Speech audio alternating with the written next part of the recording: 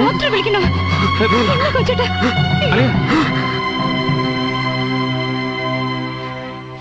ദേ അമ്മണി, കാലത്ത് അഹമ്മതി കാണിച്ചേ ഒരു ചെരുവം കാടിയാ നീ തൊഴിച്ചു തെറിപ്പിച്ചേ. ഇന്നത്തെ ദിവസം ഈ കച്ചിയല്ലാണ്ട് ജലപാനം കിട്ടുമെന്ന് നീ കരുതണ്ട കേട്ടോടി മോളെ. നോക്കട്ടെ ആരാ ജയിക്കുന്നത്. എന്റെ ചെയ്യ ഒന്ന് നിർത്ത്. രവീന്ദ്രൻ കൊച്ചേട്ടനെ കാണാൻ രണ്ടുപേര് വരുന്നു. ഞങ്ങള് രവീന്ദ്രൻ പിള്ളയുടെ കൂടെ വയനാട്ടിൽ ജോലി ചെയ്യുന്നവരാ. ഞാൻ തോമസ്, ഇത് കൃഷ്ണൻകുട്ടി നായർ സാർ. എന്റെ വീട് പത്തനാപുരത്താ, സാറ് കാർത്തികപ്പള്ളിയിലും. അയ്യോ ചായ ഒന്നും വേണ്ടെന്നേ. വേണ്ട മങ്ങളെ, ഇത്തിരി ധൃതിയുണ്ട്. നാട്ടിൽ വന്നപ്പോഴാ പിള്ള പനിയായിട്ട് ആശുപത്രിയിലാണെന്ന് അറിഞ്ഞത്. എന്തായി, ഭേദമായോ? ഇന്ന് പോരാന്ന ഡോക്ടർ പറഞ്ഞു. എന്താ പെങ്ങളെ, പിള്ളക്ക് എന്താ പറ്റിയേ? വഴി ചോദിച്ചപ്പോ മാടക്കടക്കാരൻ ചെറുക്കൻ പറഞ്ഞു പിള്ള കുടിച്ചെന്നോ വഴി വീണെന്നോക്കെ. എന്താ പറ്റിയേ? എനിക്കൊന്നും അറിഞ്ഞൂടെ സാറുമാരെ. പിള്ളേരുടെ അച്ഛൻ കള്ളു കുടിച്ചു എന്ന് പറഞ്ഞിട്ട് എന്റെ വീട്ടുകാരും പുള്ളിക്കാരന്റെ വീട്ടുകാരും തലേ കൈവയ്ക്കുക.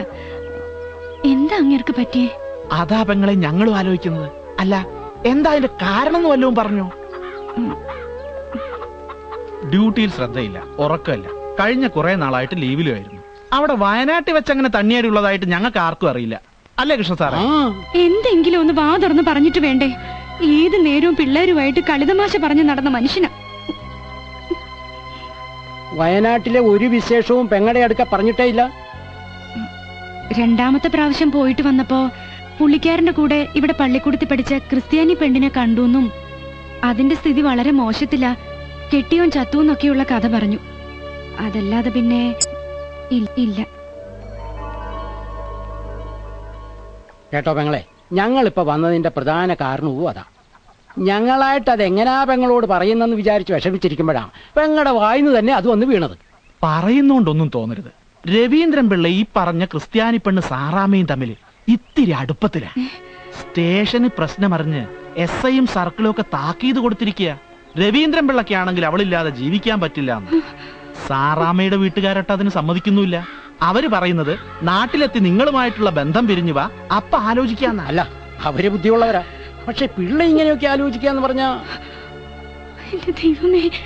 1947 ഇന്ത്യക്ക് സ്വാതന്ത്ര്യം കിട്ടിയത്. 1947 ഇന്ത്യക്ക് സ്വാതന്ത്ര്യം കിട്ടിയത്. അമ്മേ ദേ അച്ഛൻ വന്നു.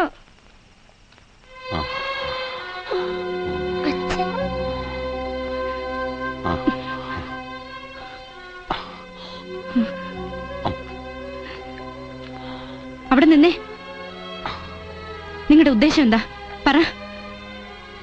ഞാനും എന്റെ പിള്ളേരും ഇവിടെ ഇറങ്ങി തന്നിട്ട് വേണം ആ നസ്രാണിച്ചയെ കൊണ്ടുവന്ന് ഇവിടെ പൊറപ്പിക്കാൻ, അല്ലേ? എനിക്കും ചോദിക്കാനും പറയാനും ഒക്കെ ഇവിടെ ആൾക്കാരുണ്ട്. ഞാൻ വെറുതെ അങ്ങനെ വലിഞ്ഞു കയറി വന്നവളൊന്നും അല്ല. നേരം വെളുക്കട്ടെ, ഞാൻ കാണിച്ചു തരാം.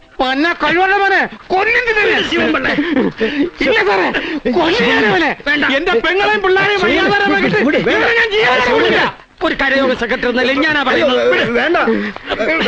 25,000 രൂപയും 10 പവന്റെ ആഭരണവും എന്റെ അച്ഛൻ സ്ത്രീധനമായിട്ട് അവന് നൽകിയതാ. എന്നിട്ടാണ് കൊല്ലും. ആ സ്ത്രീധന കാശ് എനിക്ക് ഇപ്പൊ കിട്ടണം. അപ്പൊ പിരിയാൻ തന്നെ തീരുമാനിച്ചോ? ജോലി ചെയ്യുന്നിടത്തൊരു ഭാര്യ, നാട്ടിലൊരു ഭാര്യ. ഇതെന്താ വെള്ളരിക്കാ പൊട്ടണോ? എന്റെ പെങ്ങൾക്കും കുട്ടികൾക്കും ഇങ്ങനെ ഒരു തന്നെ വേണ്ട.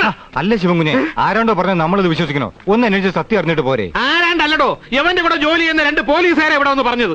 അവർക്ക് ഈ കാര്യത്തിൽ കളവ് പറഞ്ഞിട്ട് എന്ത് കിട്ടാനാ? ഗോവിന്ദപിള്ള സാറോട് നിൽക്കുന്നിടത്ത് വെച്ചാൽ അവർ കയ്യിലടിച്ച് സത്യം ചെയ്ത് പറഞ്ഞത് അല്ലേ സാറേ? പറഞ്ഞു, പക്ഷെ കയ്യിലടിച്ച് സത്യം ചെയ്തോന്നൊരു സംശയം. എനിക്കൊരു സംശയമില്ല. എന്തായാലും രവീന്ദ്രൻ പിള്ളക്ക് എന്താ പറയാനുള്ളത് കൂടെ ഒന്ന് അറിയട്ടെ. പിള്ള എന്ത് പറയുന്നു?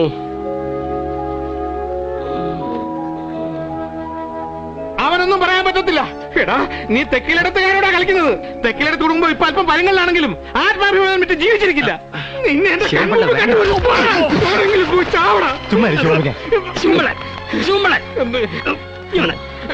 ഞാനിതെങ്ങനെ സഹിക്കും സാറേ?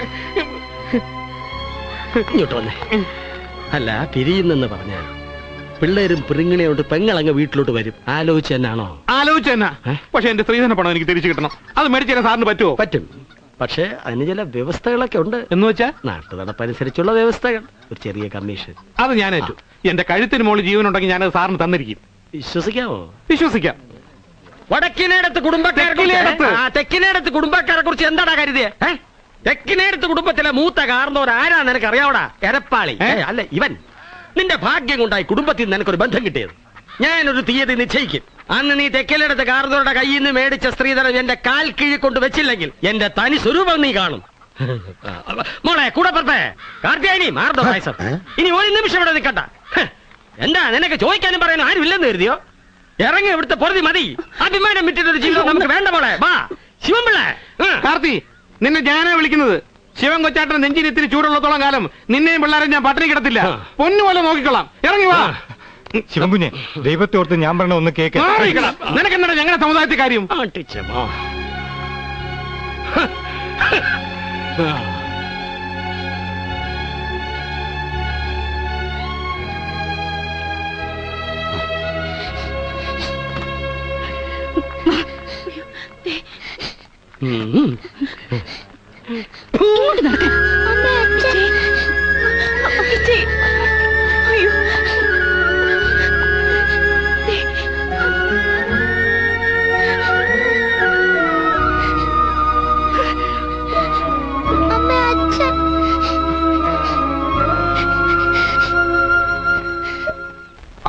പിന്നെ എന്റെ കാർത്തൂനെ ഞാൻ ജീവനോടെ കിട്ടിട്ടില്ല. പലവട്ടം ശ്രമിച്ചു. അവളുടെ ആങ്ങളമാരും കരയോക്കാരും അതിന് സമ്മതിച്ചില്ല. അന്ന് ആ പോലീസുകാർ വന്ന് പറഞ്ഞത് എല്ലാവരും അങ്ങ് വിശ്വസിച്ചു അല്ലേ? സത്യത്തിൽ അവർക്ക് അതുകൊണ്ടുള്ള നേട്ടം എന്തായിരുന്നു? എന്നെ മാനസികമായിട്ട് തകർക്കുക. ഒരു കള്ളൂടിയൻ എന്തെങ്കിലും പറഞ്ഞ നാട്ടുകാർ വിശ്വസിക്കുവോ?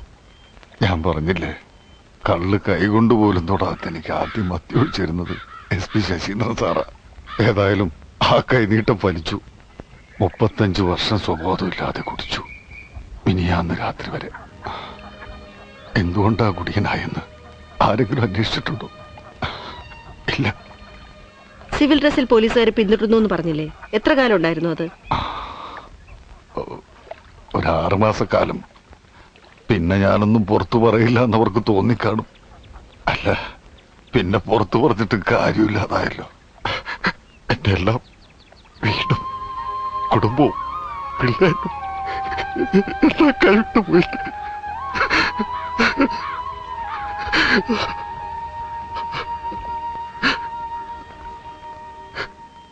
അന്നത്തെ നക്സൽ മുന്നേറ്റങ്ങൾ ശരിയായിരുന്നു എന്ന് സാറിന് തോന്നുന്നുണ്ടോ? അങ്ങനെ ചോദിച്ചാ അവരൊക്കെ നല്ല ആളുകളായിരുന്നു. പിന്നെ സൈബറേയും മറ്റും കൊന്നത് നിവർത്തിയേടുകൊണ്ട് അവരങ്ങനെ ചെയ്തത്. ഈ 35 വർഷത്തിന് ശേഷം ഇപ്പൊ ഇക്കാര്യം തുറന്നു പറയാൻ തോന്നി? മതി. ഇനി പുള്ളി വല്ലതും കഴിക്കട്ടെ. കാലത്തൊന്നും കഴിച്ചല്ല. അല്ല സർ, ഇത്രയും കാലം മൂടി വെച്ച ഈ സത്യം ഇപ്പൊ പുറത്തറിയിക്കുന്നതിന് പ്രത്യേകിച്ച് എന്തെങ്കിലും കാരണം?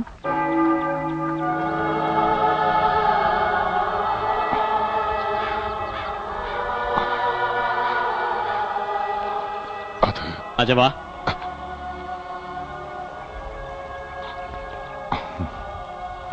ഇത് സുബിക്കുട്ടന്. അടുത്തത് അപ്പൂപ്പന്റെ സുമിക്കുട്ടിക്ക്.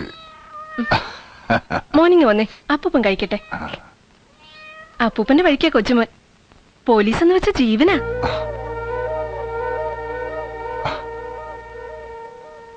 ഓട്ടോറിക്ഷ വാങ്ങാനായിട്ട് കരുണേട്ട് 3 കൊല്ലം മുമ്പ് ലോൺ എടുത്തിരുന്നു അർബൻ ബാങ്കിൽ നിന്ന്. പണ്ടോറങ്ങാൻ ഓട്ടം കിട്ടാതെ പോട്ട് വിലക്ക് കൊടുത്തു. ഒപ്പം ബാങ്കിൽ നിന്ന് 2 ദിവസം വന്നിരിക്കുന്നു.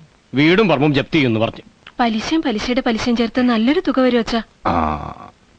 ഇപ്പൊ ഒരു 50,000 രൂപ അടച്ച ഒരു സാവകാശം കിട്ടും. ഞങ്ങള് പറയുന്ന വല്ല അച്ഛൻ കേൾക്കുന്നുണ്ടോ? അത്യാവശ്യമായിട്ട് എനിക്കൊരു 50,000 രൂപ തരണം. അത് വീട് 10-15 ലക്ഷം രൂപ തറഞ്ഞിട്ടുണ്ടാവുന്ന നാട്ടുകാർ പറയുന്നത്. 15 ഒന്നുമില്ലെങ്കിലും എനിക്കൊരു 50,000 രൂപ മറക്കാനുള്ള വകുപ്പൊക്കെ അച്ഛന്റെ കൈ കാണുമെന്ന് എനിക്കറിയാം. നാട്ടുകാരങ്ങനെ പലതും പറയും. എന്റെ പെൻഷന്റെ കാശ് മരുന്നിന് പോലും തികയൂല. പിന്നെ ആ ജാനുവിന്റെയും വീട്ടുകാരുടെയും കാരുണ്യം കൊണ്ട് കഞ്ഞിവെള്ളം കുടിച്ചു പോവാ. ഒരു കാര്യം പറഞ്ഞേക്കാം, സർവീസിലിരിക്കുമ്പോ ഇങ്ങനെ ആളെ വെടി വെച്ച് ഒത്തുണ്ടാവും. തരികട എന്റെ അടുത്ത് വേണ്ട. ചെലവിന് തരേണ്ട കാലത്തൊന്നും നിങ്ങൾ തന്നില്ല. ഇനി ഇപ്പൊ കിട്ടിയ കാശ് കൂടി വെള്ളവും